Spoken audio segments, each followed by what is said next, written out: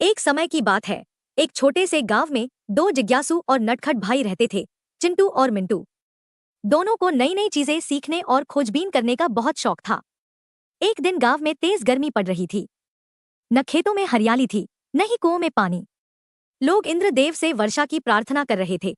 चिंटू ने मिंटू से कहा, भैया, अगर इंद्रदेव ही बारिश लाते हैं तो क्यों न हम खुद जाकर उनसे मिले और बारिश की विनती करें। मिंटू मुस्कराया और बोला, सही कहा।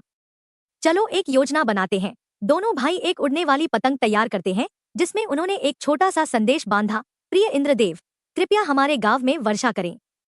लोग बहुत परेशान हैं। चिंटू और मिंटू, फिर वे वह पतंग उड़ाते हैं और जैसे ही वह आकाश की ऊंचाई में पहुंचती है, तेज बिजली चमकती है और दोनों भाई एक चमकती हुई रेखा में समा जाते हैं। जब उन्होंने आंखें खोलीं, वे स्वर्गलोक में थे, इंद्रदेव के दरबार में। इंद्रदेव ने हंसते हुए कहा, हे बालकों, तुम्हारी मासूमियत और साहस ने मुझे यहाँ तक बुला लिया। बोलो, क्या चाहते हो। चिंटू ने हाथ जोड़कर कहा, हे देव, हमारे गांव में बहुत सूखा पड़ा है, कृपया वर्षा कीजिए ताकि हमारे खेतों में हरियाली लौट आए। इंद्रदेव थोड़े गंभीर हुए और बोले, मैं वर्षा तभी करता हूँ जब लोग आपसी प्रेम, ईमानदारी और प्रकृति की सेवा करें।